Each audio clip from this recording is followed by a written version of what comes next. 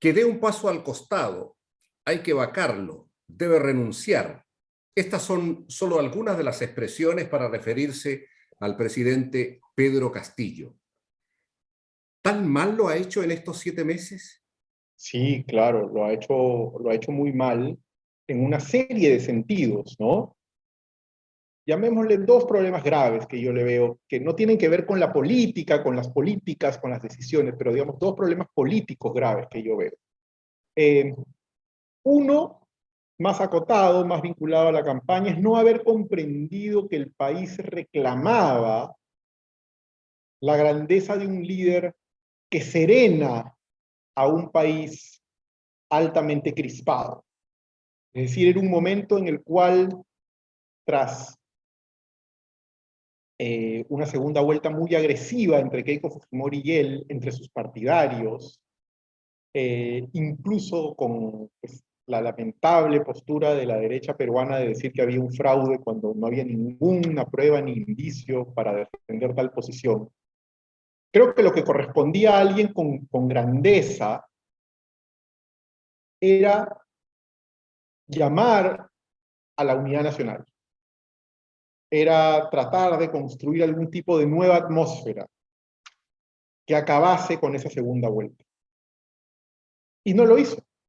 Más bien decidió poner un primer gabinete que buscaba prolongar el ánimo de la segunda vuelta, eh, poniendo a un premier como el que puso, que fue el señor Bellido, que era claramente una provocación al país. Era intolerable incluso para sectores que habían votado por Castillo, lo cual demuestra un ánimo sectario, demuestra un ánimo de alguien que cree que puede ganar en la prolongando esa agudización de la confrontación. Y el segundo punto que yo creo que también es revelador de no entender, o mejor dicho, sí entiende, pero no entiende como creo que debería ser lo correcto, ¿no? Lo que significa que alguien como él, de su extracción rural, de una de las provincias más pobres del Perú, de ese país que tradicionalmente excluido de la esfera pública, del poder económico, político, llegase a la presidencia. Es decir, no entender que todos esos rasgos no son herramientas para la construcción de un discurso populista desvinculado de políticas que realmente reivindiquen a esos sectores, sino convertirlo nada más que en, en, en, en, una, en un vulgar maquillaje retórico que no viene seguido de ninguna, ya le digo, hondura respecto de asumir cuál era su papel en la historia. Digamos, para ser gentiles, podríamos decir que la vacunación anduvo bien, el ministro de Salud, que ya fue eh, expectorado del gobierno, dio continuidad y profundizó y mejoró lo que recibió como política de salud del ministro de Sagasti, pero luego, pues, la columna del debe es mucho más amplia que la del haber. En 7 meses, 4 gabinetes, 21 ministros despedidos, récord de un ministro que dura 3 días, pero la crisis del Perú viene de lejos, por lo menos de 6 años atrás, ¿verdad? Y es como si un virus malhadado se hubiese metido en la cabeza de los políticos y por eso no es extraño que usted se pregunte en su artículo Enemigos ínfimos, ¿por qué los políticos optan por la autodestrucción? Yo me limito a pedirle una respuesta. Pues yo creo que tiene que ver con que nuevamente a veces uno evalúa a los políticos desde las reglas que quisiera que observen, respeten, sigan, y no desde las cuales ellos mismos actúan, ¿no? Entonces, eso que usted llama autodestrucción, y que yo también puedo considerar autodestrucción, tal vez para ellos es simplemente la forma normal de funcionar en un régimen donde el oxígeno del ecosistema es el cortoplacismo. Y entonces tal vez eso que usted y yo llamamos autodestrucción es estos políticos pigmeos, pues agarran lo que pueden mientras los dejen. Y entonces no es autodestrucción, sino que así funciona el sistema, ¿no? Ya se acabará este momento en el que estoy en el poder y probablemente se acabe pronto, así que lo que tengo que hacer es, tengo un derecho de rapiña con caducidad pronta. Y entonces, ¿qué me importa si en 2 años todo el mundo me repudia y soy un político rechazado? Si en 2 años, ¿quién sabe dónde estaré? Me dedicaré a otra cosa. ¿No? Entonces, tal vez eso que, insisto, eso que usted llama autodestrucción y que yo estoy de acuerdo, pues en otro, visto desde el otro lado, es la forma normal de funcionar de un sistema con políticos muy mediocres, donde no hay carrera política, y donde por lo tanto hacen lo que pueden para beneficio propio con una temporalidad muy acotada. Y claro, se autodestruyen, pero no tienen vocación de supervivencia, así que para ellos no es un mal negocio. Si en el gobierno hay ineficacia, estulticia, ignorancia, incapacidad, eso no quiere decir que la oposición sea la congregación de las hermanitas del Sagrado Corazón, empeñadas desde el primer día en sacar del poder al presidente. Desde antes del primer día, para ser, para ser justos, desde antes del primer día. Porque tenemos que entender que esto es una degradación general. Esto es un sistema político en caída libre. Desde hace mucho, yo he usado algunas veces la imagen de si tuviésemos un muralista como los mexicanos, pintaría un mural que se llamaría la decadencia o la degeneración, pero la decadencia peruana.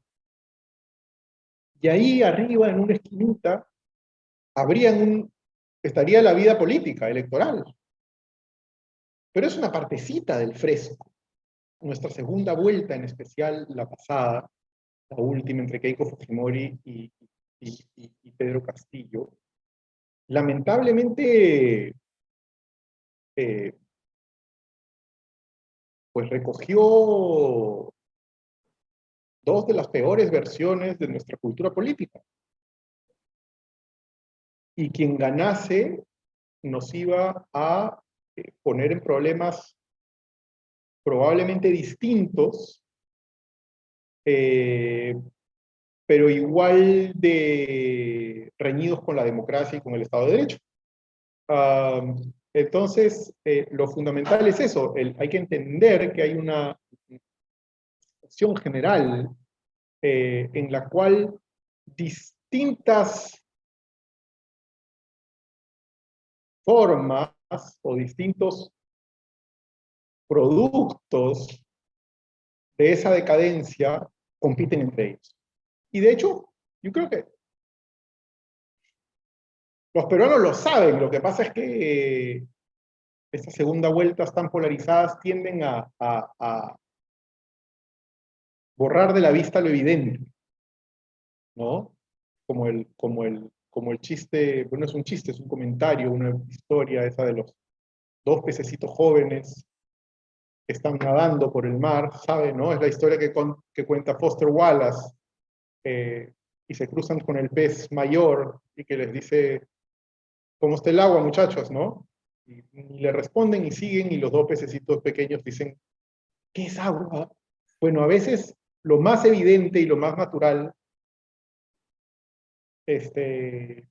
no lo vemos. Y yo creo que esa segunda vuelta generó que los peruanos no vieran el agua. Y no ven el agua, yo creo, todavía.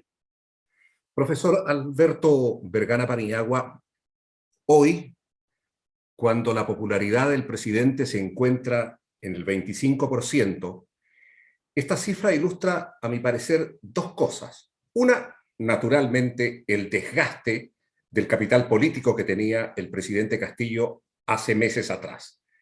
Pero lo otro y lo más grave de todo es que la mayoría de sus votantes, que es gente pobre, ve una vez más con frustración la realidad y una vez más canceladas sus ilusiones. Mala cosa. Pésima. Por eso yo le decía, mi segundo punto en su primera pregunta era esa, la decepción del votante de este sector peruano excluido, marginal, por razones pobres, por razones de pobreza, de razones culturales, por razones de racismo, de segregación, que el presidente no ha tenido la entereza de representar con dignidad. Lo ha representado nada más que como un discurso para generar algún sentido de lástima, para no ser evaluado de manera tan drástica, pero en la práctica se ha comportado como un pillo más, como otro más. Defrauda efectivamente las ilusiones de ese sector de la población eh, y tiene toda la razón, pues abona aún más en la frustración, la falta de legitimidad. Tampoco hay que exagerar en el sentido de que, a ver, el presidente Castillo obtuvo 19% en la primera vuelta. No es que fue un aluvión que representaba masas, o sea, obtuvo 19. Al mismo tiempo, nunca, nunca despertó una digamos, ese sentido de representación y de casi idolatría que pueden tener algunos líderes populistas latinoamericanos. Yo me acuerdo haber estado en Bolivia cuando Evo Morales era presidente e iba a la reelección. Allá había una devoción, un fervor por Evo Morales, ¿no? Aquí nunca hubo eso, la verdad. Sino que yo creo que lo que hubo fue también un fenómeno que no es la primera vez que ocurre. La gente confunde, mucha gente confunde la alegría de ver derrotada a Keiko Fujimori con la satisfacción de que haya ganado su rival. Y entonces ahí tenemos un problema, pues. Porque eso volvemos nos olvidamos del agua. Para salir de la crisis se necesita, al parecer, en primer lugar, que los protagonistas, fundamentalmente políticos, reconozcan su condición y asuman un papel dialogante. Eso exige una regeneración espiritual, y lo digo en el sentido más amplio, laico posible, es decir, un cambio de mentalidad política. Profesor, muy difícil pedirle eso a estos. Muy difícil, y sin embargo no hay de otra. Muy difícil pedirles, pero en política muy pocas veces alguien ha regalado algo. En general la gente lo que hace es ceder. Y por lo tanto el desafío principal está en la ciudadanía de obligarlos a ceder, de extraerles ese tipo de generosidad. Pero sí, digamos, en un sentido profundo, yo creo que es, para utilizar la expresión que usted ha mencionado, de regeneración espiritual, sí, pues en el fondo es eso, ¿no? De una regeneración del alma política del país que está dañada eh, y, que, y que solo puede comenzar a regenerarse si es que hay una ciudadanía que sienta que le está faltando el respeto. Si la ciudadanía no le hace saber a los políticos que tú no puedes faltarme el respeto, los políticos se lo van a seguir faltando. Digamos, a ver, la responsabilidad principal, desde luego, principal recae en el presidente de la República, que fue elegido y tenía que comportarse de una manera. Así es. pero la oposición de derecha que se inventó la idea del fraude, el comportamiento de una izquierda que se suponía que era democrática y que sin embargo por unos cuantos puestos dinamitó todos sus ideales, de un mundo político en el cual en realidad son máscaras de intereses muy materiales, particulares, terrenales, toda esa corrupción que también tiene que ver con una sociedad, con una ciudadanía que no se manifiesta, y con una ciudadanía que además ha sido masacrada por la pandemia. El Perú es probablemente el país que ha sufrido en mayor medida, tanto económica como sanitaria, 200.000 muertos por la pandemia.